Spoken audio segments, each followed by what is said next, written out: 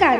महाराष्ट्रातील विविध क्षेत्रातील बातम्या झटपट आपल्या मोबाईलवर पाहण्यासाठी लगेचच सबस्क्राइब करा राष्ट्रशक्ती लाईव्ह न्यूज आणि सोबत बेल आयकॉन प्रेस करायला विसरू नका. नमस्कार, स्वागत आहे तुमचं राष्ट्रशक्ती लाईव्ह न्यूज चॅनल मध्ये. पाहूयात आजची महत्त्वाची बातमी. सध्या राज्यभरात गाजत असलेल्या मस्साजोग येथील सरपंच संतोष देशमुख यांच्या हत्या प्रकरणी संपूर्ण राज्यात आंदोलने होत आहेत.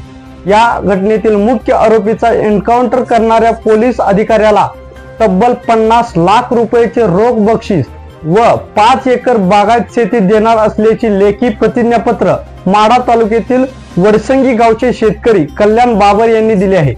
बाबर यांनी स्टॅम्प पेपरवरती दिलेले हे लेखी प्रतिज्ञापत्र मुख्यमंत्री देवेंद्र फडणवीस यांना पाठवले आहे. कल्याण बाबर यांच्या या आगळ्या वेगळ्या बक्षिसाची व प्रतिज्ञापत्राची राज्यभरात जोरदार चर्चा सुरू आहे. अलीकडेच बीड जिल्ह्यातील मस्साजोग येथील सरपंच संतोष देशमुख यांची हत्या झाली आहे. त्यांच्या हत्येमागे राजकीय लोक असल्याची चर्चा सुरू आहे.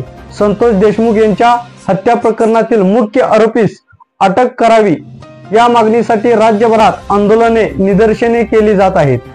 याच संदर्भात नागपूर येथील हिवाळी अधिवेशनामध्ये देखील राज्यातील अनेक आमदारांनी संतोष देशमुख यांच्या हत्येचा मुद्दा उपस्थित केला आहे. त्यानंतर आता माढा तालुक्यातील वडसंगी येथील शेतकरी कल्याण बाबर यांनी संतोष देशमुख यांच्या हत्ये प्रकरणातील मुख्य आरोपीचा एन्काउंटर करणाऱ्या पोलीस अधिकाऱ्याला चक्क 50,000 रुपयाचे रोख बक्षीस व 5 एकर बागायत शेती देणार असल्याचे बक्षीस जाहीर केले. यावेळी काय म्हणालेत कल्याण बाबर पाहूयात. सरपंच संतोष देशमुख खून प्रकरण गाजतंय, दुसरीकडे आपण आज वेगळी अनोखी घोषणा करताय.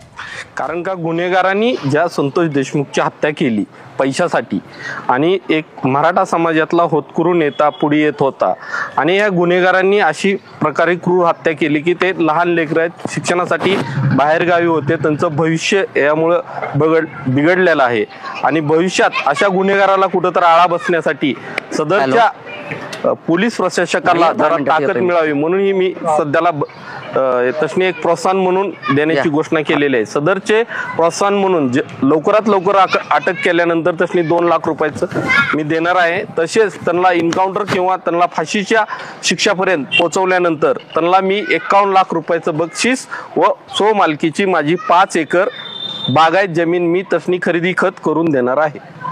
नेमकं या प्रकरणामागे नेमकं कोण आहे असं वाटतंय आणि आपण आज वेगळी घोषणा करताय. एकीकडे शेतकरी पेशा, दुसरीकडे या अनोखी घोषणा. गुन्हेगाराच्या पाठीमागं कोणी असलं तरी ती गुन्हेगार असतो. गुन्हेगाराला पाठीशी कोणीही घालू नये, कुठल्याही राजकीय पक्षाने घालू नये किंवा कुठल्या एखाद्या संबंधित नेत्याने त्याला पाठीशी